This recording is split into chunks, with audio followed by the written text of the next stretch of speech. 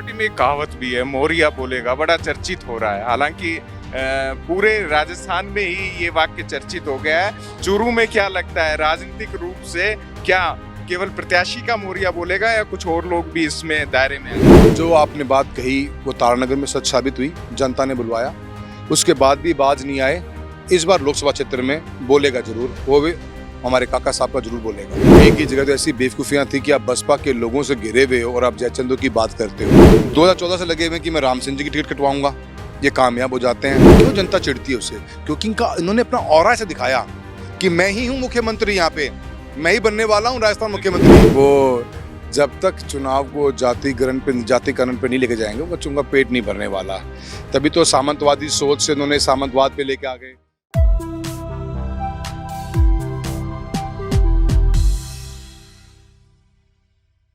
राजस्थान की राजनीति में चुनावी सरगर्मियां अब जबरदस्त तरीके से रंग दिखा रही हैं और कहते हैं ना कि बाज के बच्चे मुंडेर पर नहीं उड़ा करते हैं। यही हाल राजस्थान की राजनीति में कई जाबाज दिखा रहे हैं। खासतौर पर बात चूरू की हो रही है। चूरू में राहुल कस्वा ने जबरदस्त तरीके से ताल ठोकी हुई है और उनकी लड़ाई उनकी पुरानी पार्टी के लिहाज से नहीं, यहाँ के स्थानीय मुद्दों के आधार पर है। हमारे साथ खुद राहुल कस्वा है।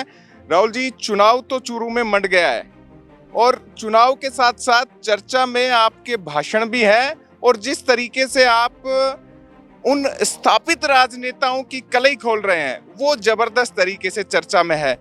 आपका इस पूरे चुनाव में जनता के प्रति एक वादा है, साथ ही जनता कह रही है कि राहुल कस्वा के साथ इसीलिए है कि किसी को सबक भी सिखाना है। वो चेहरा क्या विधानसभा चुनाव के बाद अब संसदीय चुनाव में भी मात खाने वाला है? देखिए, ये तो उनका खुद के द्वारा क्रिएट किया हुआ एक परसेप्शन है। चुनाव के हारने के बाद में बेवकूफ़ भरी बातें कहेगी अलग अलग मंचों से। कई की जगह तो ऐसी बेवकूफ़ियां थी कि आप बसपा के लोगों से घिरे हुए हो और आप जयचंदो की बात करते हो, क्योंकि आप लोग स्टेट कैपिटल को डील करते हैं, पर छोटे यहाँ पे स्टेशंस के ऊपर या हमारे डिस्ट्रिक्ट हेडक्वार्टर्स पे या तहसील हेडक्वार्टर्स पे पब्लिक एट लार्ज इस व्यू पॉइंट को जानती है। ये परसेप्शन इन्होंने खड़ा किया, ये आज नहीं खड़ा किया, ये 2014 से लगे हुए हैं। 2014 से लगे हुए हैं कि मैं राम सिंह जी की टिकट कटवाऊंगा, ये कामयाब हो जाते हैं। पार्टी में वसुंधरा जी बैठी भी थी तो एक बैलेंस बनाते मुझे टिकट दी गई। 19 में मैं फिर टिकट कटवाऊंगा, और ये आप खुद नहीं बोले पर इनके गुर्गे हर टाइम पे बोलते रहते हैं। और ऐसे माहौल के अंदर जब इस बार का चुनाव था, इस चुनाव में भी चुनाव हारने के पश्चात बजाय इंट्रोस्पेक्शन करने के कि मेरा क्या कारण रहा होगा, मेरा इतना लंबा सफर मेरे राजनीतिक जीवन का है। जनता ने चुनाव लड़ा था, ये चुनाव पार्टी के एक उम्मीदवार ने नहीं लड़ा था। जनता इनके हर जगह साथ थी, सामने खड़ी थी, गांव में रात को घुसने नहीं दिया करती थी। तो ऐसी क्या बात थी कि एक व्यक्ति जो 30 साल से विधायक बनता हुए आ रहा है, क्यों जनता चिढ़ती है उससे? क्योंकि इन्होंने अपना ऑरा ऐसे दिखाया कि मैं ही हूँ मुख्यमंत्री, यहाँ पे मैं ही बनने वाला हूँ राजस्थान मुख्यमंत्री। की बार तो टिकट उनकी कट गई, राजसमंद से दावेदार भी बताए जा रहे। देखिए जी, उसके घर में देर तो है, अंधेर तो नहीं। शुरुआत टिकट कटने से हुई है और जब चूरू का रिजल्ट आएगा इस बार लोकसभा का, जब आपको बहुत कुछ आगे देखने को मिलेगा। मैं समझता हूं कि जिस तरीके से सारी की हम यहाँ चूरू के अंदर रोड्स का नेटवर्क बना रहे हैं। आपको देखिए, राष्ट्रीय राजमार्ग नया बन रहा है, 4 लेनिंग। इसकी 4 लेनिंग 2024 में ड्यू थी, 2012 में एग्जीक्यूट हुआ था हाईवे। उस समय लिखा गया था कि 24 तक, हमने इसको 22 में काम चालू करवाया। हर छोटी छोटी चीज़ों को हम तो रोड्स का जाल बना रहे थे और ये दिल्ली जयपुर में बैठे मेरे राजनीतिक जीवन के लिए जाल बुनने का काम कर रहे थे। जीत गए हैं, एक बार टिकट कटवाने में कामयाब जरूर हुए हैं, पर जनता के दिल से कभी निकाल नहीं पाएंगे और ये मालूम पड़ेगा इनको। शुरुआती दिनों में गायब भी रहे, लेकिन अब मंचों पर दिखने लगे हैं। क्या ये आपका बनाया हुआ प्रेशर है या पार्टी ने कह दिया जाइए चूरू की जिम्मेदारी संभालिए? देखिए, पार्टी ने तो मैं समझता हूँ कि बहुत ज़्यादा लेवरेज दे रखी इनको, क्योंकि बाकी जो सीनियर लीडर्स इनसे आज से पहले जो लीडरशिप इनके हाथ में रही वो जानते थे इनके बारे में। अभी कुछ लोग नए आ गए हैं जिनको ज़्यादा पॉलिटिकल नो हाउ नहीं। राजस्थान स्टेट बड़ा बहुत है, गंगानगर से झालावाड़ करीब 900 किलोमीटर लंबा है, समझ नहीं पाते हैं लोग। वो इनकी बातों में आगे, इतनी लेवरेज देने की जरूरत ही नहीं थी। आप एक तहसील के विधायक होते हुए आपने स्टेट ही संभाल लिया। आज जयपुर से लेकर गंगानगर 500 किलोमीटर दूर पड़ता है। एक विधायक जीत के आया भाजपा का, टिकट बांटने वाले ये लोग थे। कोई पूछता क्यों नहीं इन लोगों से? तो जिम्मेदारी इनको लेनी चाहिए बहुत ज़्यादा। तो आरोप आप पर भी लगा दिए थे कि भाई हारे आपकी वजह से। मेरे वजह से तो कैसे हार सकते हैं, क्योंकि टिकट तो बांट आप रहे थे। मेरी तो सलाह भी नहीं ली गई। एक सांसद के रूप में मैं तो यहाँ पे, हम तो 33 साल से बैठे हुए हैं। भैरव सिंह शेखावत जी, वसुंधरा जी कभी भी रही हो, जब भी टिकट डिस्ट्रीब्यूशन हुआ एक सांसद का इनपुट तो जरूर लिया गया, फैसला उन्होंने किया। आप इनपुट भी नहीं ले रहे, फिर आप खुद अपनी सीट चेंज कर रहे हो और चेंज करने बाद में आप सांसद को साथ लेके जाना चाहते नहीं हो। और फिर आपके जिला अध्यक्ष पूरी टीम आपके जेब के अंदर, 56 लोग हैं भारतीय जनता पार्टी चुरू इकाई के अंदर, हर जगह 25 ही होते हैं। ऐसे माहौल में चुनाव लड़ते हो आप, पब्लिक आपको चुनाव हरा देती है और जिम्मेदारी ले राहुल कुशवाहा। ये कहाँ का न्याय हुआ? शेखावटी में एक कहावत भी है, मोरिया बोलेगा, बड़ा चर्चित हो रहा है। हालांकि पूरे राजस्थान में ही ये वाक्य चर्चित हो गया है। चूरू में क्या लगता है, राजनीतिक रूप से क्या केवल प्रत्याशी का मोरिया बोलेगा या कुछ और लोग भी इसमें दायरे में आएंगे? देखिए, अभी प्रत्याशी तो बहुत छोटा चेहरा हो गए हैं, क्योंकि अभी बिल्कुल नए हैं इस फील्ड में, न समझ सकते हैं, कुछ बोलते भी कुछ अलग ही हैं। वो देश के प्रधानमंत्री ने ये कहा और भारतीय जनता पार्टी ये बात हमेशा कहती आई है कि 11 करोड़ लोग गरीबी रेखा से बाहर आ गए हैं, पर हमारा उम्मीदवार कहता है मैं आज भी गरीब हूँ। तो समझ नहीं पा रहा हूँ मैं दोनों व्यक्तियों में इतना डिफरेंस क्यों? आप इसको कौन से ज़माने का इलेक्शन लड़ रहे हो भाई? 24 में हो, एक नया इंडिया बन रहा है, लोग मेहनत कर रहे हैं, बच्चों के एजुकेशन के एस्पिरेशंस बहुत हैं। मेरे चूरू जिले से आज 3600 से ऊपर बच्चे इंटरनेशनल पढ़ रहे हैं, कॉलेजेस स्कूल्स खुले हुए हैं। हमारे को विजनरी लीडरशिप चाहिए, हमारे को पता होना चाहिए हमारे लीडर में टेम्परामेंट क्या है।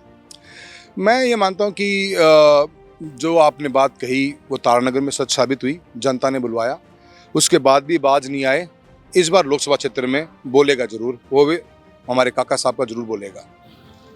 एक कसम पराक्रम की भी खाई जाती है, ये पराक्रम क्या स्थापित होने की दौड़ में है कि अब आने वाले चुनाव में यहाँ पर बीजेपी हमेशा बात करती है कि परिवारवाद से अलग रहे, लेकिन इससे लग रहा है कि यहाँ पर कुछ और स्थापित करने की भी कोशिश। देखिए, परिवारवाद ये जैसे चीज़ें नहीं, मैं समझता हूँ बड़ी फिल्मी सी बातें हैं जी। लोग बड़ी मेहनत करते हैं। देखो, एक टाइम था जब अगर आपकी लीडरशिप को एक्सेप्टेंस बार बार मिलती है तो पब्लिक में उसकी वैल्यू, मीडिया में वैल्यू क्रिएट होती थी। They are tall leaders, they are senior leaders, they used to be a time when these people were assets for the party. Now हमने एक ऐसा परसेप्शन क्रिएट कर दिया कि ये लायबिलिटी हो गए हैं। बार बार जीतना, आप अपनी धरती को, अपने लोगों को पहचान जाते हो, उनकी पकड़ बन जाती है। पता नहीं क्या माइंडसेट समझ में आता था मेरे को भी नहीं। और फिर कौन से जमाने की बात करते हैं? आज भी हमारी भारतीय जनता पार्टी के ने राजस्थान में परिवारवाद को टिकट दी है। एक विधायक है, एक को सांसद टिकट दी गई है, तो ऐसा नहीं है। और जहाँ तक बात आपने उनकी बात करी है, मैं उनके बारे में कमेंट नहीं करना चाहता, पर इतना जरूर चाहता हूँ कि जिस पद पे हमारे काका श्री चलते जा रहे हैं और जिससे इन्होंने राजनीति करी है, ये डिस्ट्रक्टिव राजनीति है, कंस्ट्रक्टिव नहीं है। इसको कोई स्वीकार नहीं करने वाला। और कसम खाने वाली बात जयपुर में तो अच्छी लगती है, पर चूरू में सब जानते हैं कि कसमें कब खाई जाती हैं, कब तोड़ी जाती हैं। चूरू में आकर सामंत की भी बात करना और स्पष्टीकरण देना कि सामंत क्या है, और सामंत के लिहाज से उन्होंने बताया कि सेवा का भाव है। मैं जानता हूँ हमारे काका जी बहुत स्मार्ट आदमी हैं। वो जब तक चुनाव को जातिकरण पे नहीं लेके जाएंगे, उनका पेट नहीं भरने वाला। तभी तो सामंतवादी सोच से उन्होंने सामंतवाद पे लेके आ गए, सामंतवाद से लेकर अपने जातियों में चुनाव को ले जाना चाहते हैं वो, क्योंकि वो चाहते कहीं ना कि मैं डिवाइड एंड रूल कर लूँ। होगा नहीं, पब्लिक बहुत स्मार्ट है। हमारा स्टैंड कल भी वही था, सामंतवादी सोच उनकी है, आगे तक भी रहेगी। मुझे पक्का विश्वास है अगर वो नहीं बदलेंगे तो जनता उनको करारा जवाब देगी। और इनको ये बात माननी चाहिए कि सामंतवादी सोच के बारे में बात हो रही है, आप समाजों को बीच में मत घिसिए। ये सिर्फ आपके पर्सनैलिटी का इलेक्शन है, जो आप लोगों को साथ लेकर नहीं, लोगों को पीछे लेना चाहते हो। आप बनाने का दावा करते हो, आप नहीं बनाते हो। प्रजातंत्र में प्रजा बनाती है। इस टेम्परामेंट की लड़ाई है, कृपया करके जातियों के बीच में मत लेके आइए। जब अक्सर होता है चुनाव के समय कोई नेता नए परिवार में, नए पार्टी में आता है तो कार्यकर्ता थोड़ा वक्त लगाते हैं। चूरू थोड़ा सा अलग हो गया है, कांग्रेस में एक उत्साह आ गया आपके आने से। इस उत्साह का लाभ क्या चुनाव में मिलेगा? श्योर मिलेगा जी। मेरे फादर ने कभी भी द्वेषता से राजनीति नहीं करी। हमारे आगे हमने कभी जातियों धर्मों की राजनीति करने का हमने टेम्परामेंट रखा ही नहीं। हमने हमारे बिहेवियर पे, हमारी यूएसपी थी कनेक्ट। मेरे फादर की यूएसपी हमेशा कनेक्ट रही, कनेक्ट विद द पीपल। उसी कारण हम जिंदा रहे। मेरे सामने 2 बार माइनॉरिटी कैंडिडेट आए, हमने उफ तक भी नहीं करी। आज तक चूरू के अंदर रिकॉर्डेड है, पूरी लोकसभा में एक दंगा तक भी नहीं है। अगला सवाल भी इसी पे था कि अल्पसंख्यक और SC ST भी बड़ी संख्या में चूरू में है और उनके हितों की अगुवाई 10 साल आपने की है। अब आगे भी इनके कई मुद्दे हैं जो दिल्ली से सुलझने हैं और स्टेट में भी कई काम होने हैं। उसको लेकर भी क्या प्लानिंग्स के साथ आप चुनाव में? देखिए, हम तो अब क्या कहेंगे, जो हमने कभी द्वेषता के कारण राजनीति न करने के कारण हमारे सबके साथ में एक अच्छा रिलेशनशिप रहा है। ठीक है, दो पार्टियां होती हैं, अलग अलग विचार से आप लड़ते हो, at the end of the day आप पब्लिक एट लार्ज के लिए भागते हो, काम भी करते हो। तो हमारा, जैसे अब मैं आज कांग्रेस में आया हूं, तो बहुत पॉजिटिव वे के अंदर पब्लिक एट लार्ज ने एक्सेप्टेंस दी है, कार्यकर्ताओं ने एक्सेप्टेंस दी है, लीडरशिप ने भी मुझे बहुत स्वीकारा है और एक पॉजिटिव माहौल चूरू में बना है। जहाँ तक अपने मुद्दों की बात की, समाज के काफ़ी ऐसे वर्ग हैं जो अपने आप को एक इनसिक्योर महसूस करते हैं ऐसे माहौल में। कोई भारतीय जनता पार्टी का सांसद संविधान को बदलने की बात कर देता है, कभी कोई कुछ कर देता है, ऐसे जो शब्दावली है, फिर उसके ऊपर पार्टी का कटाक्ष ना आए या पार्टी उसके ऊपर अपना रिएक्शन ना दे, तो पब्लिक एट लार्ज में एक इनसिक्योरिटी भर जाती है। और वो इनसिक्योरिटी बढ़ती है। मैं एक सांसद के रूप में मुझे जिम्मेदारी मिली और चूरू लोकसभा क्षेत्र से मुझे मौका मिला, तो मैं तो विश्वास दिलाता हूँ मेरे लोगों को कि जो भी बात होगी हमेशा आपके लिए खड़े रहेंगे मजबूती के साथ में और लड़ेंगे आखिरी दम तक। जहाँ पर आपके हितों के साथ में कोई भी बीच में आएगा, आपके मान सम्मान को कमी होगी, जहाँ आपको इनसिक्योरिटी महसूस होगी, उस हर बात के लिए आपका भाई राहुल कुशवाहा आपके लिए हमेशा तैयार रहेगा। राहुल जी, राजस्थान चौक पर एक ऐसी मुद्दे वाली बात, आप क्या कहना चाहेंगे अपने मतदाताओं को कि वो चीज अगर मौका मिलता है तो आप पूरी करेंगे और इस चूरू लोकसभा के नागरिकों की नीड है? देखिए, मैं मानता हूँ कि देखो, हमारी कॉन्स्टिट्यूंसी चूरू है, हम नेचुरली गिफ्टेड कॉन्स्टिट्यूंसी नहीं कहते अपने आप को। न हमारे पास टूरिज्म है, न हमारे पास माइंस एंड मिनरल्स हैं। हमारी टोटली इकोनॉमी बेस्ड है on government jobs, employment generation हमारी जॉब्स ओरिएंटेड है, या हमारे बच्चे या हमारे लोग इस देश के अलग अलग कोने में काम करते हैं। तो हम इंफ्रास्ट्रक्चर पे बहुत फोकस करते हैं। अच्छे राष्ट्रीय राजमार्ग बनाए हमने, अच्छे हाईवेज बन रहे हैं, नया हाईवे सेंक्शन करवाया है, अभी रेल कनेक्टिविटी हमारी सुपीरियर हो चुकी है।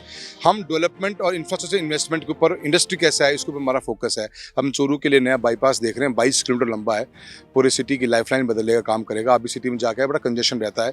ऐसे हम अनेकों काम, और गवर्नमेंट ऑफ इंडिया कोई भी स्कीम हो उसका बेहतरीन इंप्लीमेंटेशन चूरू में, जैसे प्रधानमंत्री फसल बीमा योजना का है, we are the leading one in the Rajasthan, number 3 हमारा आता है पूरे इंडिया के अंदर।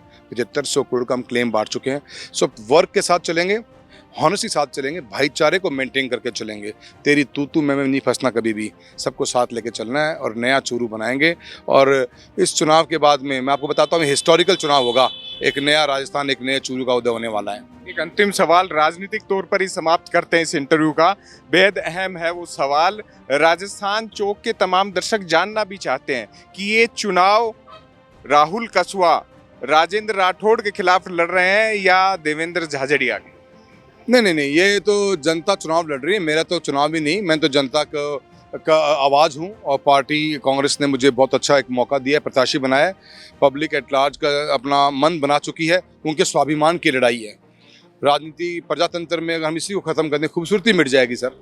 आप देखो, एक बार आंख बंद के सोचो, देखो कि अगर चुनाव ही ना हो, वो ताकत ही ले लोगे प्रजातंत्र से, आपको बात की, तो फिर तो क्या राज होगा। तो मैं मानता हूँ कि प्रजातंत्र है और जनता के स्वाभिमान की लड़ाई है, और इस स्वाभिमान की लड़ाई उन व्यक्तियों के खिलाफ है जिन व्यक्तियों ने आज भी ये महसूस कराया है कि आज के ज़माने में भी सामंतवादी सोच के साथ आप जनता के बीच में बैठ सकते हो।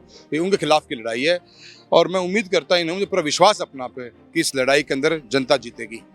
बिल्कुल। तो राहुल कुशवाहा थे हमारे साथ, चूरू लोकसभा क्षेत्र से कांग्रेस के उम्मीदवार हैं और राजस्थान में राजनीति की पहल का दावा कर रहे हैं। चूरू में चर्चा केवल राहुल कुशवाहा की वजह से देश में है, और इसके साथ ही स्थानीय स्तर पर बात करें तो राजेंद्र राठौड़ के तारानगर में हारने के बाद जैसे राजनीति बढ़ी, उसी के आधार पर चीज़ें आगे बढ़ती गई। अब राजनीति नए मोड़ पर है। राजस्थान की दशा और दिशा को तय करने में चुनाव काफ़ी हद तक कारगर होगा। चूरू और अन्य लोकसभा क्षेत्रों से जुड़ी रिपोर्ट हम आपको ऐसे ही दिखाते रहेंगे। फिलहाल के लिए कैमरा पर्सन सुरेश शर्मा के साथ मैं अंकित तिवारी लेता हूं विदा। आपसे फिर मुलाकात होगी। नमस्कार।